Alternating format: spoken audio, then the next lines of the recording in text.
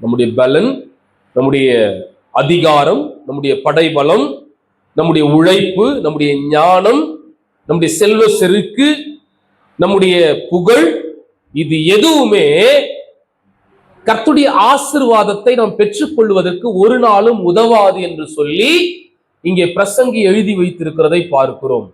அப்ப இந்த ஆசீர்வாதங்களை நாம் பெற்றுக்கொள்ள வேண்டும் என்று சொன்னால் சமயம் நமக்கு நேரிட வேண்டும், கூடவே தேவனுடைய செயலும் நம்முடைய வாழ்க்கையில நடைபெற வேண்டும். அல்லேலூயா. இப்போ இந்த பூமியில நிறைய பேருக்கு சமயம் நேரிடும், ஆனா தேவ செயல் இருக்கு. அதனால புரிஞ்சுங்க நான் சொல்றது, ரட்சிக்கப்பட்டவனுக்கு தான் சமயமும் நேரிடும், தேவ செயலும் என்ன பண்ணும், கிரியை செய்யும். ஆனா ரட்சிக்கப்படாதவர்களுக்கோ கர்த்தரை அறியாதவர்களுக்கோ சமயம் வாய்ச்சிரும். அவன் படிச்சிருப்பான், ஏற்ற நாளத்துல என்ன பண்ணுவான், உயர்த்தப்பட்டுருவான். ஆனா என்றைக்கு உயர்த்தப்பட்டானோ கொஞ்ச நாள் நல்லா அப்படியே பயங்கரமா இருப்பாங்க, பார்த்தா திரும்பி பார்த்தா கொஞ்ச நாள்ல விழுந்து போயிருப்பாங்க, ஒரு பெரிய வீழ்ச்சி இருக்கும்.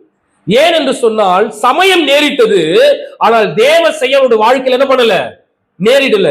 தேவ செயல் என்பது கர்த்தருடைய கிருபை, கர்த்தருடைய நன்மை, கர்த்தருடைய ஆசீர்வாதம், கர்த்தருடைய தயவு, கர்த்தருடைய மகா இரக்கம் தான் நீ பெற்றுக்கொண்ட ஆசீர்வாதத்தை கன்சிஸ்டன்டா உன்னுடைய வாழ்க்கையில நிலை பெற செய்கிறதா இருக்கிறது. அல்லேலூயா. ஆமென் சொல்லுங்களேன். நான் பெற்றுக்கொண்ட ஆசீர்வாதத்தை இழக்காதபடிக்கு பாதுகாப்பது என்ன அப்படின்னா கர்த்தருடைய செயல், தேவ செயல், தேவனுடைய பிரசன்னம்.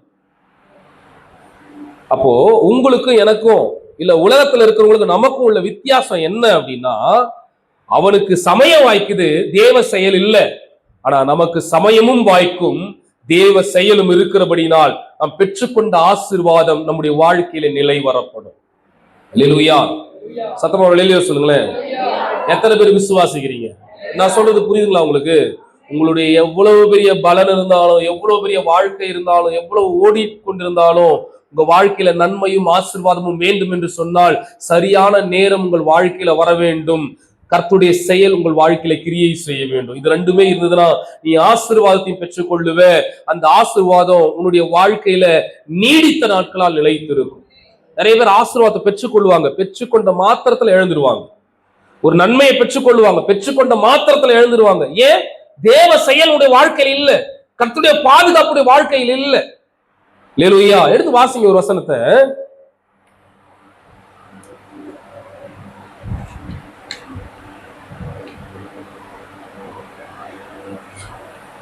பிரசங்கி 9:7 இருந்து வாசிங்க.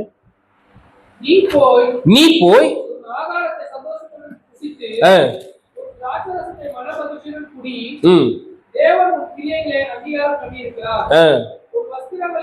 பாருங்களேன், நமக்கு ஆண்டவர் என்ன பண்ணிருக்கிறாரா, நீ போய் என்ன பண்ணு, உன்னுடைய ஆகாரத்தை சந்தோஷமா புசி, உன்னுடைய திராட்சை ரசத்தை சந்தோஷமா என்ன பண்ணு, குடி.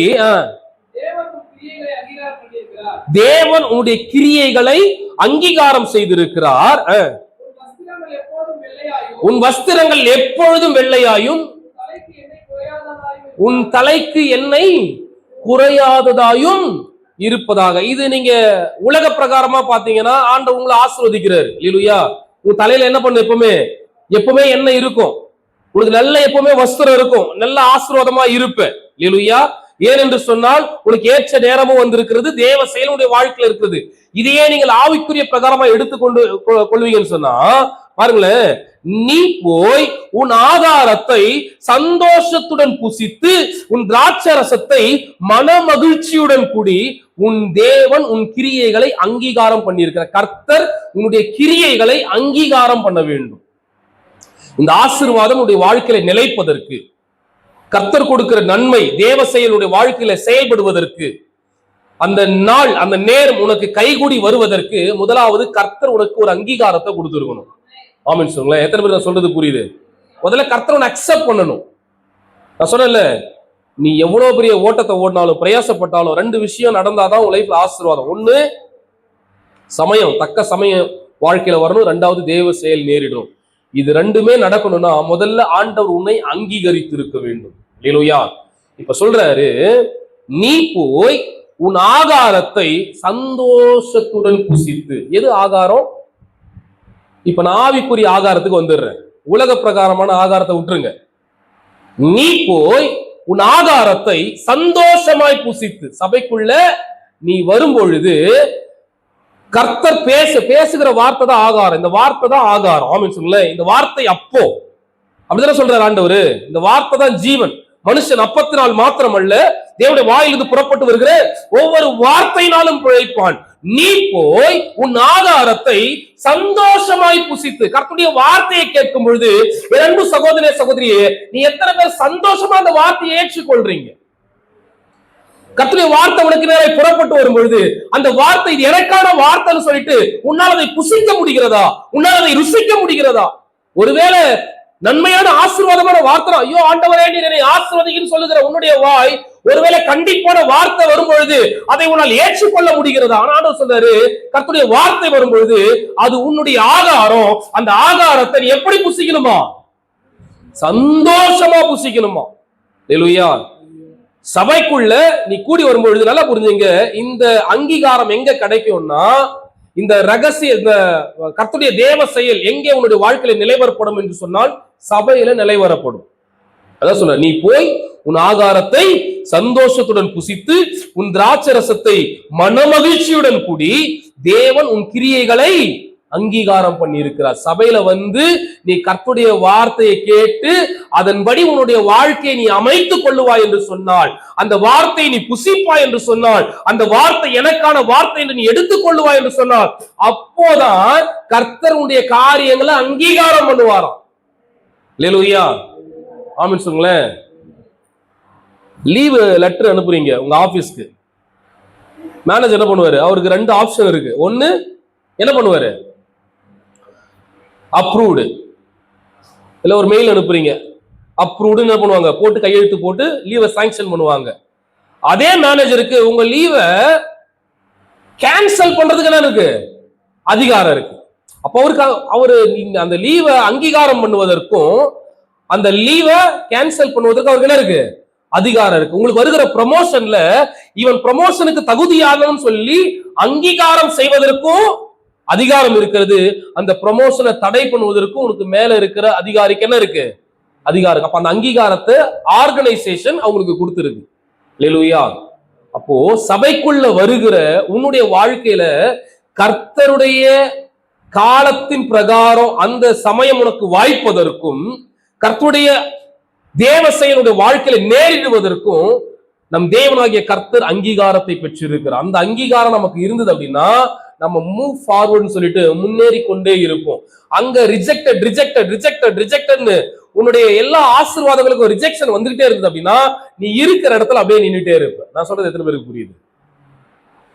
நீ போய் உன்னுடைய ஆகாரத்தை சந்தோஷமாய் புசித்து உன்னுடைய திராட்சரசத்தை சந்தோஷமாய் குடித்து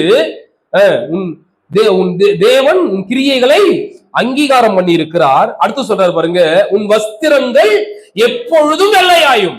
ஆமென் சொல்லுங்களேன்.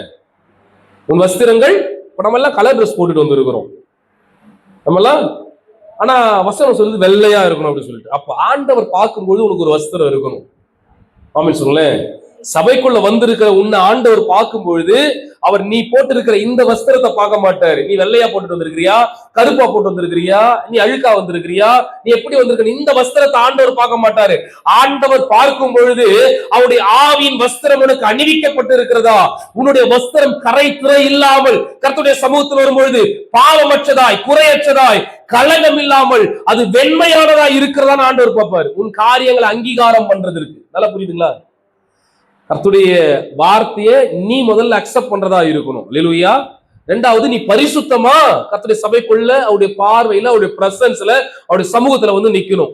உன்னுடைய வஸ்திரம் வெள்ளையா இருக்கணுமா? ஆமென் சொல்லுங்களேன். போறீங்க, கரையா ஆயிடுச்சு, ஏதோ உன் கண்களின் இச்சையோ மாம்சத்தின் கிரியையோ ஜீவனத்தின் பெருமையோ உன் வஸ்திரத்தை கரையாக்கி விட்டது. நீ வீட்டுல இருந்து வரும்போது இதை துவைச்சு வெளுத்து கொண்டு வருவியா? அப்ப வீட்டுல என்ன பண்ணணும்? ஜெபம் பண்ணி, ஆண்டவரே நான் தெரிஞ்சு நான் தெரியாம என் குற்றங்கள் குறைகள் ஏதாவது இருக்கும் என்று சொன்னால் கர்த்தரை என்ன மன்னிங்க, என் பாவங்களை மன்னிங்க, என்னை வெண்மையாக்குங்க, என்னை பரிசுத்தமாக்குங்கன்னு சொல்லிட்டு நம்மை நாம் சுத்திகரித்து கொண்டுதான் கர்த்தருடைய சமூகத்துல வரணுமா? அல்லேலூயா. ஆமென் சொல்லுங்க. உன் வஸ்திரங்கள் எப்பொழுதும் வெண்மையாயும். 2வது, எப்பொழுதும் தலையில என்ன இருக்கணுமா? என்ன இருக்கணுமா? எப்பொழுதும் தலையில என்ன இருக்கணும்? அபிஷேகம் இருக்கணும். எப்பொழுதும் தலையில என்ன இருக்கணும்? அபிஷேகம் இருக்கணும். எப்பொழுதும் தலையில எண்ணெய் குறையக்கூடாது. அல்லேலூயா. தலை குளிச்சுட்டு வரோம், என்ன தேய்ச்சிட்டா வருவோம்? சபைக்குள்ள தலை குளிச்சுட்டு வரோம், என்ன தேய்ச்சிட்டா வருவோம்? இல்ல சரி 2 நாள் கழிச்சு என்ன தேய்ச்சிக்கலாம், இப்பதான் தலை குளிச்சிருக்கேன் காயட்டும் அப்படின்னு யோசிப்போம். ஆனா இவர் சொல்லப்படுகிற இந்த எண்ணெய் என்பது அபிஷேகம், பரிசுத்தாவின் அபிஷேகம். தலையில ஒரு நாள் என்ன பண்ணக்கூடாதான்? எண்ணெய் குறையாததாயும் இருப்பதாக சொல்லிட்டு சொல்றாரு, சூரியனுக்கு கீழே தேவன் உனக்கு நியமித்திருக்கிற மாயையான நாட்களில் எல்லாம் நீ நேசிக்கிற மனைவியோடு நிலையில்லாத இந்த ஜீவ வாழ்வை அனுபவி. இந்த ஜீவனுக்குரிய வாழ்விலும் நீ சூரியனுக்கு கீழே படுகிற பிரயாசத்திலும் பங்கு இதுவே. அல்லேலூயா.